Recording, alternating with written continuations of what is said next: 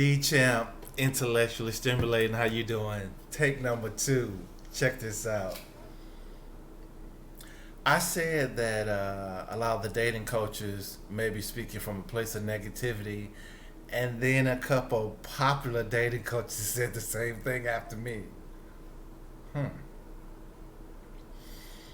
I said a lot of dating coaches are married and have long-time girlfriends, and then a couple very popular dating coaches said that after me. Hmm. Check this out. Where did my changing my standards and getting on a positive note stem from? Here we go. I was married almost 10 years. Got divorced and I went into a really negative place. For almost a year, I went to work, home, working out, of course. And one day something hit me.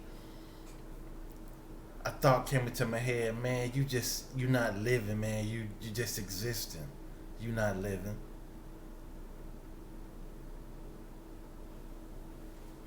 So then I said, you know what? I'm gonna do a self evaluation. I'm gonna take a long, hard look in the mirror. And I did. And I was at a really negative, low place because of that divorce.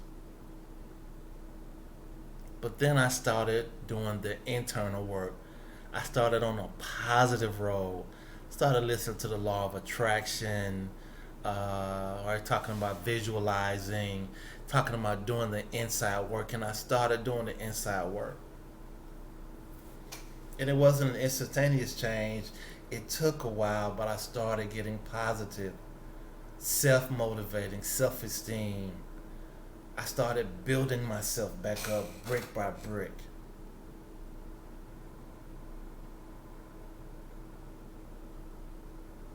When I got divorced, I had to stay with some friends for a while till I got my own apartment. Got my own apartment.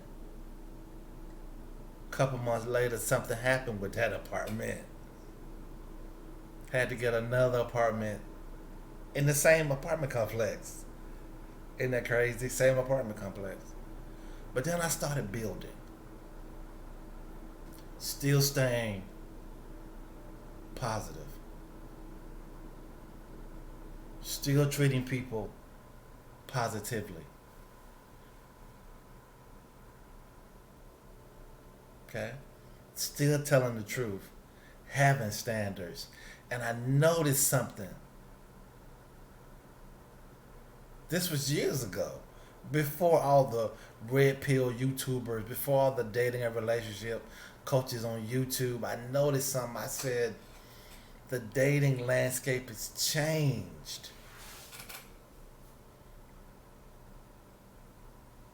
No one cares about each other anymore.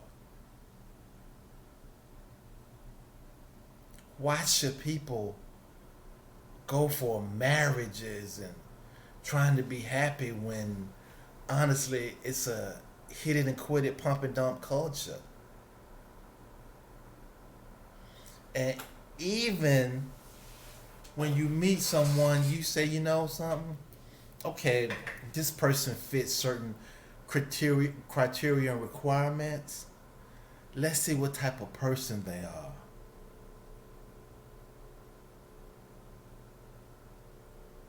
9 times out of 10, no.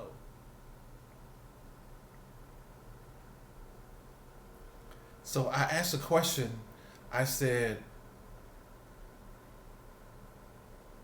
I've, like I said, done 15 years worth of research, and I kept looking, and I said, you know, how are these women being raised? Are they being raised as wives? Are they being raised to survive? I'm from the hood. I'm from Southwest Atlanta. I'm from the SWATs. But when I was growing up, they always told me something. You know, he can. You know, you smart. You a smart kid. You can go to college. I said college.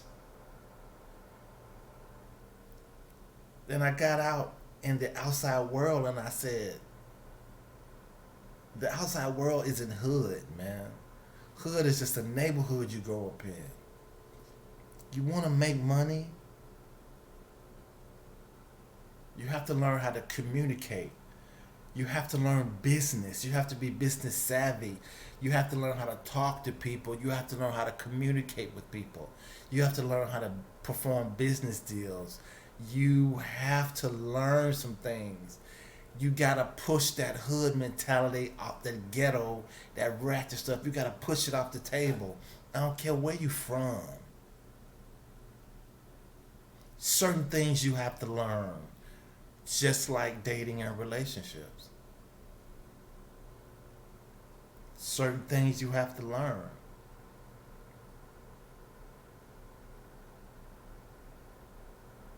As a man in the dating game, and it's a game, as a man, you may have to go from woman to woman to woman to woman to woman to woman to.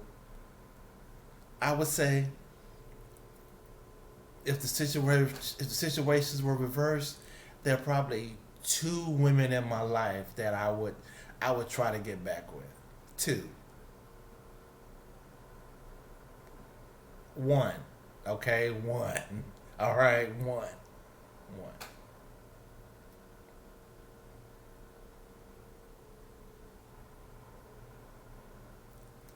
Here's another question for you. Do you truly ever know someone? I mean, in any and all situations, do you truly ever know someone?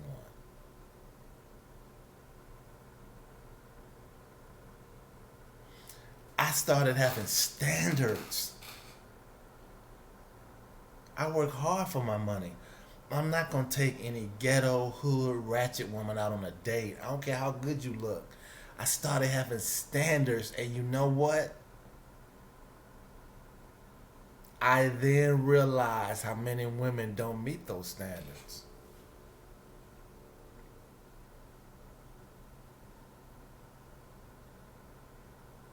See, a lot of dating coaches not gonna tell you that having standards is great. Doing the inside work you have to do. Getting positive and having positive energy come into your life, you have to do that to live a positive life. But when you start dating and you say, okay, these are my standards, that's fine.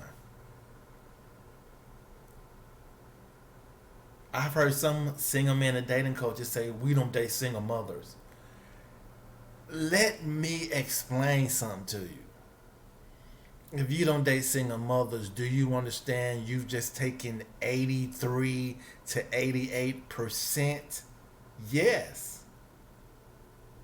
83 to 88% of the possible dating pool out of your life.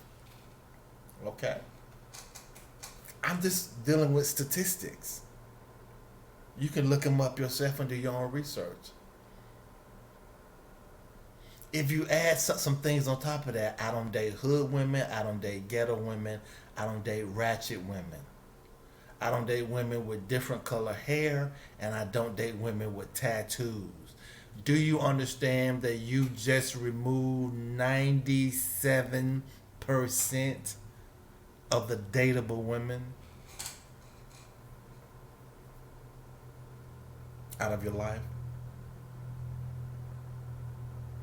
And let's say emotional issues, mental issues, psychological issues. That includes women who are still holding on to past trauma. How many women can really stand up to standards?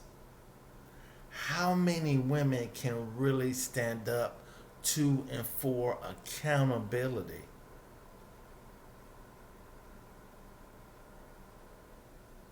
Now, put all of that into a statistical tool, make a survey, and then see What is the percentage of women that you have today that are available for you today? Let me give you an idea. Let's just say there's 10 million women in the US. 10% of them is 1 million. You're talking about a tenth of a percent. And let's take married women out of that. Let's take women who are actually dating someone and tell you that they're not out of that. Let's take women who like women out of that. Fellas, do you understand how small of a percentage of women that is? How small of a percentage that is.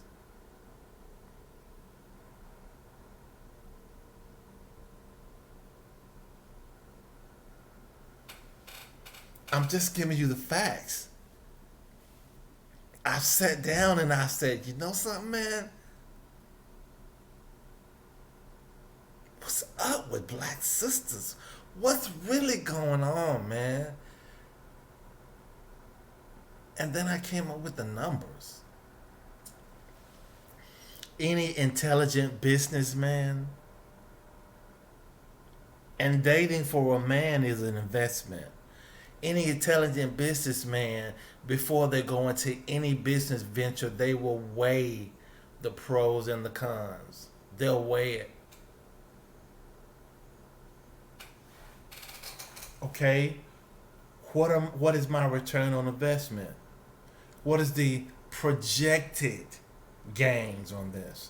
How much money can we projectedly make? And on the same token, how much can we lose? And they weigh the risk. In dating, that's called getting to know someone.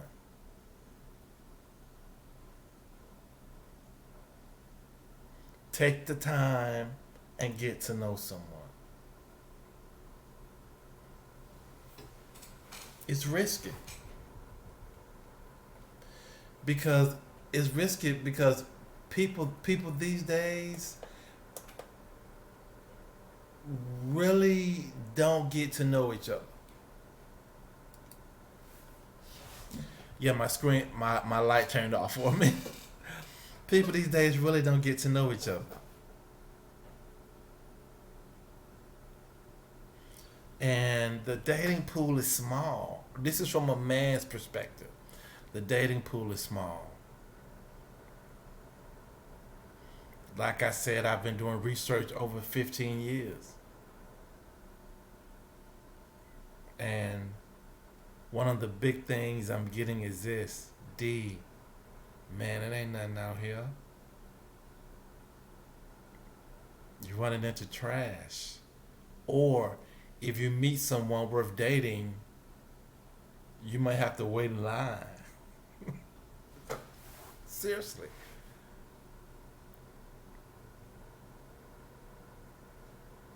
You may have to wait in line.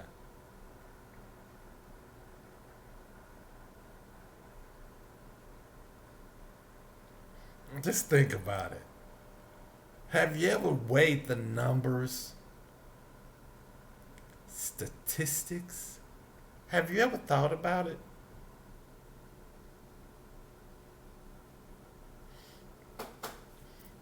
So when people say they've given up, I understand.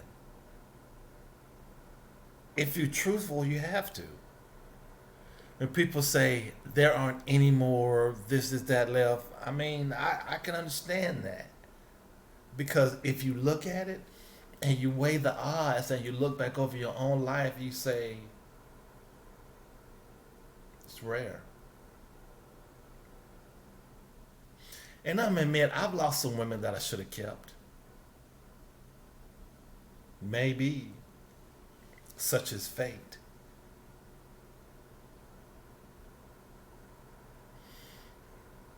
I told you on several videos, I make stuff to make you think. I want you to think about your life. You have to think your way through it. You gotta think about it. You gotta think your way through it. Fellas, we have an uphill battle. What's gonna happen to the black family?